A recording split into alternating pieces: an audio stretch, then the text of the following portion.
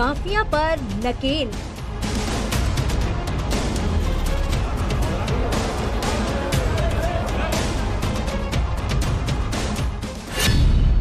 मुख्तार की पेशी बांदा से लखनऊ।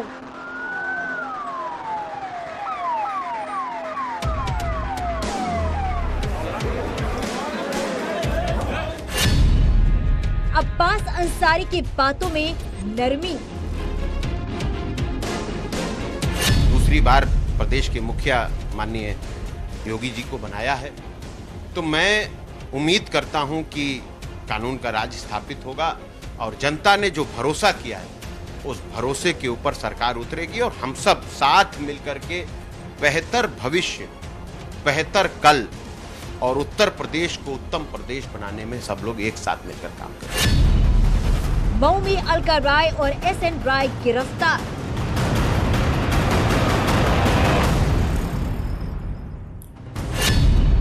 माफिया अतीक की अवैध संपत्ति पर बुलडोजर।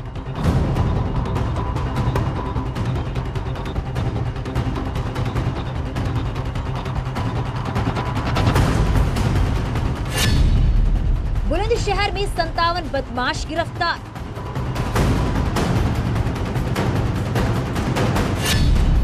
कानपुर आजमगढ़ में एनकाउंटर।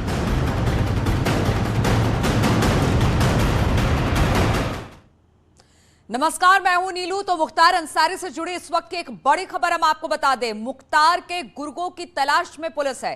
बांदा जेल और उसके आसपास लगातार तलाशी की जा रही है। जेल गेट के गतिविधि सोशल मीडिया पर डालने का ये पूरा मामला है।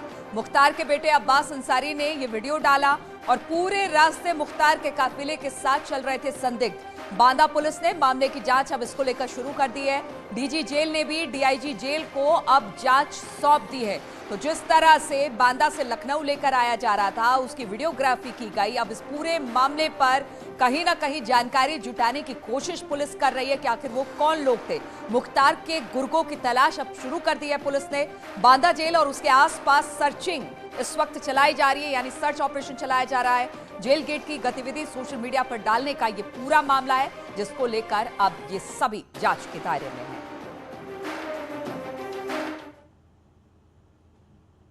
और योगी के एक्शन से गुंडों के मन में यह बैठा दिया गया है कि जीवित रहना है तो गुंडाई छोड़नी पड़ेगी या फिर जेल जाना होगा, और इसके अलावा कोई और विकल्प आपके पास बचा ही नहीं है। लगातार बदमाशों के एनकाउंटर हुए और कई ने सरेंडर तक कर दिया। अपराधियों पर नकेल कसने का नतीजा यह हुआ कि जिस उत्तर प्रदेश में खुलेआम अपराधी घूमा करते थे, अपराधियों को खौफ नहीं था, डर नहीं था, वहां अब कानून का राज स्थापित हुआ है और जनता ने राहत की सांस ली है।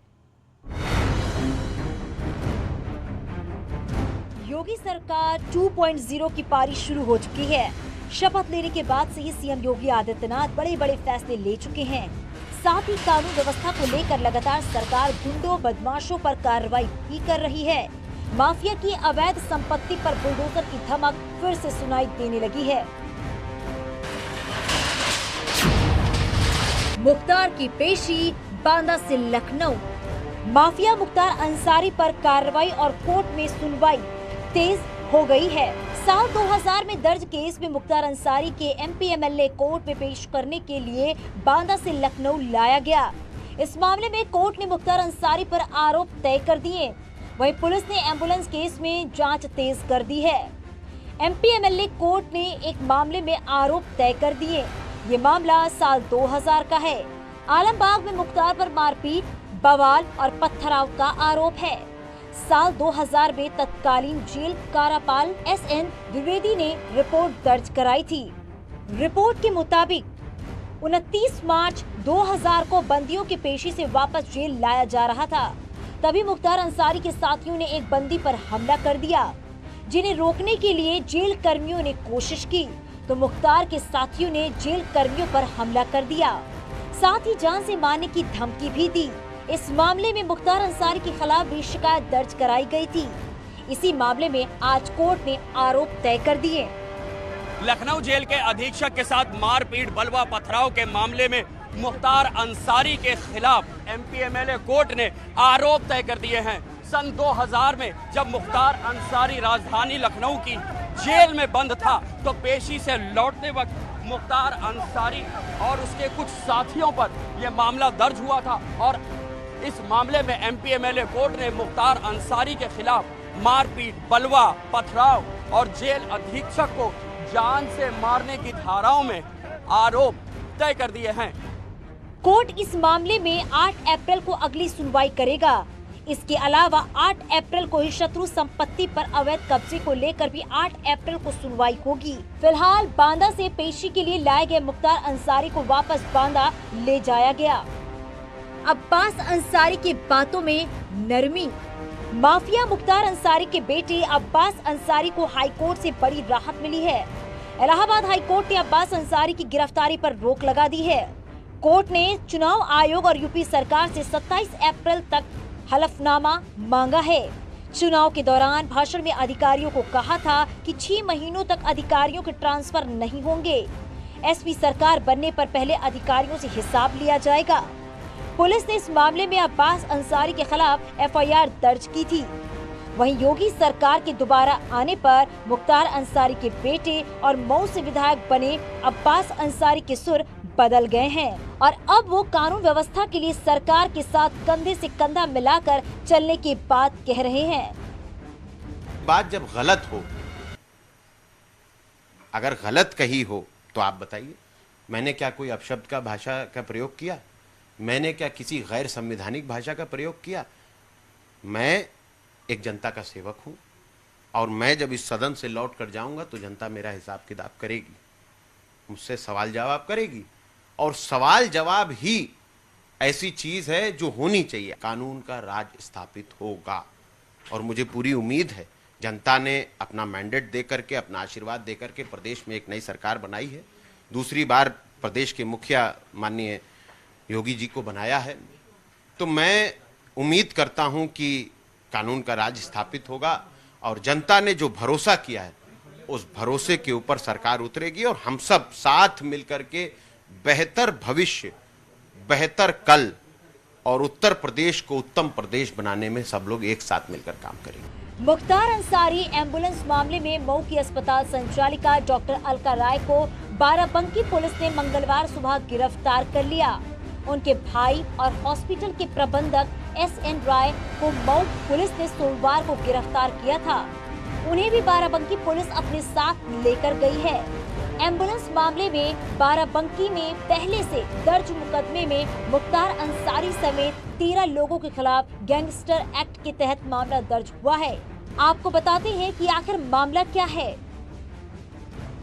पंजाब के रोपड़ जेल में बंद रहने के दौरान मुख्तार अंसारी द्वारा पेशी पर जाने के लिए इस्तेमाल किए जाने वाले निजी एम्बुलेंस का पंजीकरण मऊ की डॉक्टर अलका राय के अस्पताल के नाम पर था। इसका रजिस्ट्रेशन फर्जी दस्तावेजों के आधार पर बाराबंकी ARTO कार्यालय में कराया गया था।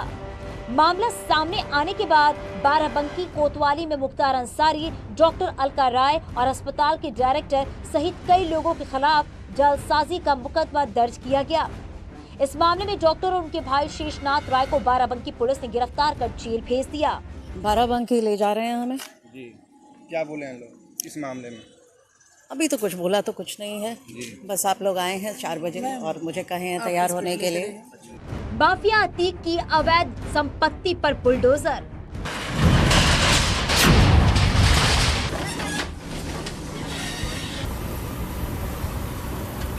माफिया अतीक अहमद की अवैध संपत्ति पर कार्रवाई की गई। अतीक अहमद की चकिया स्थित घर पर अवैध निर्माण को ढहाया गया। साथ ही अतीक अहमद के गुर्गे पर भी कार्रवाई की गई है। पहली तस्वीर माफिया अतीक अहमद के पुश्तैनी आवास की है, जिसे साल 2020 में ढहा दिया गया। लेकिन माफिया अतीक अहमद ने फिर से अवैध रूप से बाउंड्री वॉल खड़ी कर ली, जिस पर अब फिर से बुलडोजर चला। बाउंड्री वॉल ध्वस्त कर दी गई।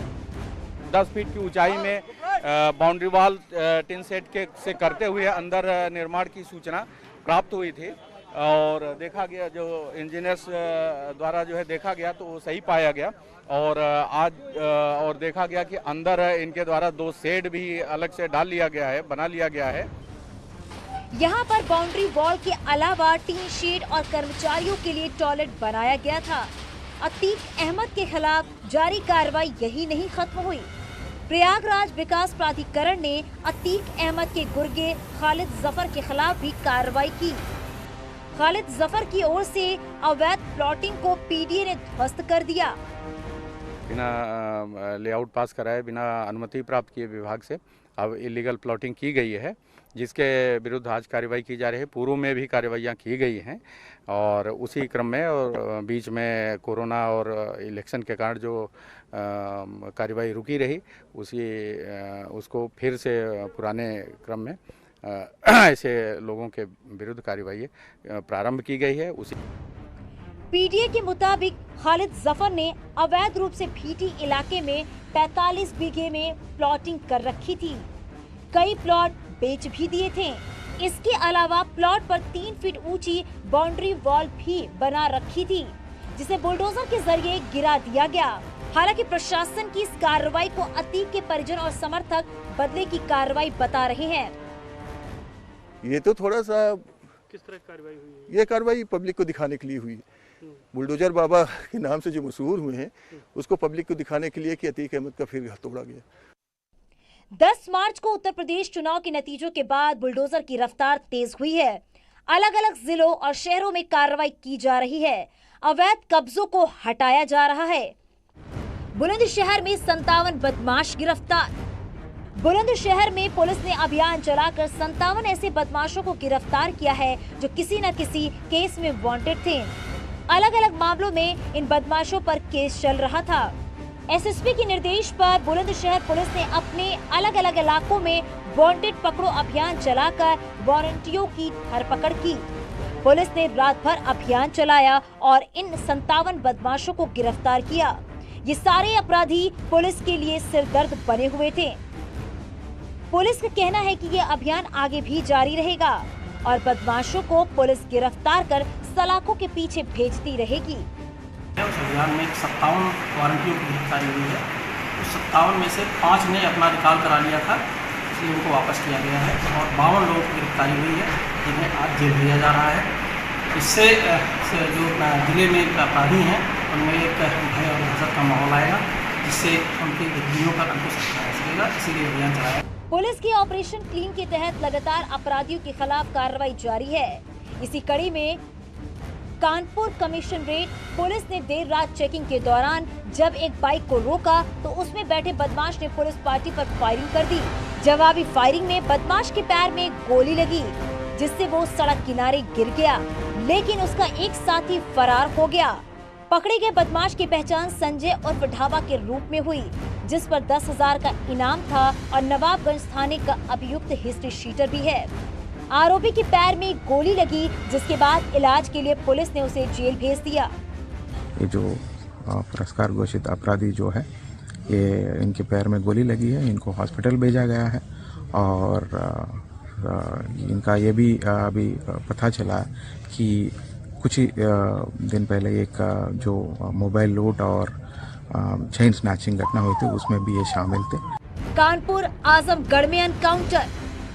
आजमगढ़ के सरायमीर थाने के पुलिस की एक बदमाश के साथ मुठभेड़ हो गई। मुठभेड़ में पुलिस की गोली से बदमाश घायल हो गया। घायल बदमाश की पहचान असलहा सप्लायर अबू सहमा के रूप में हुई। घायल बदमाश के कब्जे से पुलिस ने पिस्टल व तमंचा बरामद किया। पुलिस ने घायल बदमाश को उपचार के लिए अस्पताल में भर्ती कराया है। वहीं पुलिस का दावा है कि गैंग के सरगना तुफैल कुरैशी को 2 दिन पूर्व पुलिस ने गिरफ्तार कर जेल भेज दिया था। इसके पास से एक अवैध पिस्टल 32 बोर, एक अवैध तमंचा 303 बोर जो कि प्रतिबंधित बोर है, 32 बोर के 5 खोखा कारतूस, एक जिंदा कारतूस और 303 बोर का एक जिंदा कारतूस और एक बिना नंबर की यामाहा R15 मोटरसाइकिल बरामद हुई है। पूछताछ में इसने बताया है कि ये नए उम्र के लड़कों को अवैध असला सप्लाई करता था। फॉरवर्ड और बैकवर्ड लिंकेजेज, कहाँ से ये असला प्राप्त करता था, किसको बेचता था, इन सब के बारे में विस्तार से इससे पूछताछ की जाएगी और जो भी लोग इसमें शामिल हैं, इस खरीद फरोख्त में शामिल हैं, उन सभी के विरुद्ध कठोर कार्रवाई करते हुए आगे पुलिस के द्वारा विवेचना की जाएगी। योगी राज में गुंडों के बीच पुलिस का खौफ इस कदर बढ़ गया कि वो खुद सरेंडर करने लगा। योगी के एक्शन ने गुंडे के मन में ये बैठा दिया था कि जीवित रहने के लिए या तो गुंडे छोड़नी पड़ेगी या फिर जेल जाना पड़ेगा। इसके अलावा कोई और विकल्प नहीं है। योगी कार्यकाल में कई अपराधियों के एनकाउंटर हुए और कई ने सरेंडर भी किया। न्यूज़ 18 के लिए ब्यूरो रिपोर्ट।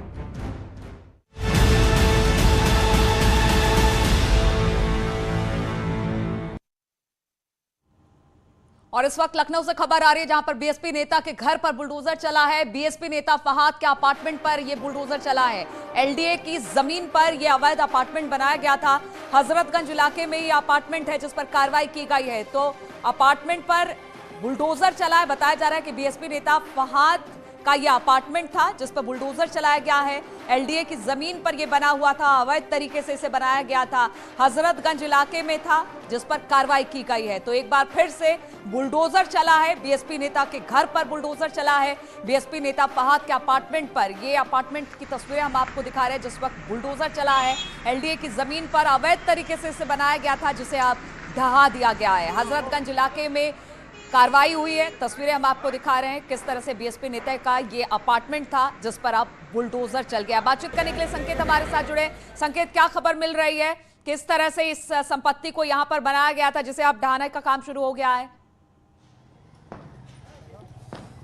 देखिए, ये फहाद हैं, ये बिल्डर हैं। उन्होंने ये अपार्टमेंट खड़ा किया था और एलडीए ने कई बार नोटिस भेजा, उसके बावजूद इस पर ध्यान नहीं दिया गया बिल्डर की तरफ से। अब आप देख सकते हैं हमारे कैमरे में बुलडोजर भी खड़ा हुआ है और लगातार जो इस अपार्टमेंट को तोड़ा जा रहा है। पूरी तरीके से अवैध अपार्टमेंट बना हुआ है। आप देख सकते हैं ये मजदूर हैं, ये इस लेबर जो तोड़ रहे हैं इस अपार्टमेंट को और इसे ध्वस्त किया जा रहा है। हालांकि ये अभी अर्धनिर्मित है, लेकिन कई बार लखनऊ विकास प्राधिकरण के अफसरों ने कार्रवाई के लिए लिखा, नोटिस दी और उसके बावजूद जब ध्यान नहीं दिया गया बिल्डर की तरफ से, कोई जवाब नहीं दिया गया बिल्डर की तरफ से, उसके बाद लखनऊ विकास प्राधिकरण ने ये कार्रवाई शुरू की है और तमाम लोग यहाँ पर मौजूद हैं। आप लोग ये बताइए, एलडीए से कौन है इसमें? अच्छा, उधर। तो ये तमाम यहाँ पर लोग भी हैं और इसके अलावा और संकेत, पहले ही कहा गया था कि अगर आप गैर कानूनी तरीके से अगर जमीन कब्जाते हैं या वहां पर आप इलीगल कुछ कंस्ट्रक्शन करते हैं तो उसे ढहा दिया जाएगा। एक एक कर अलग अलग जगहों से इस तरह की तस्वीरें आ रही है और अब लखनऊ से इस तरह की तस्वीर जहां पर इस तरह से एक अपार्टमेंट को ढहाने का काम किया जा रहा है।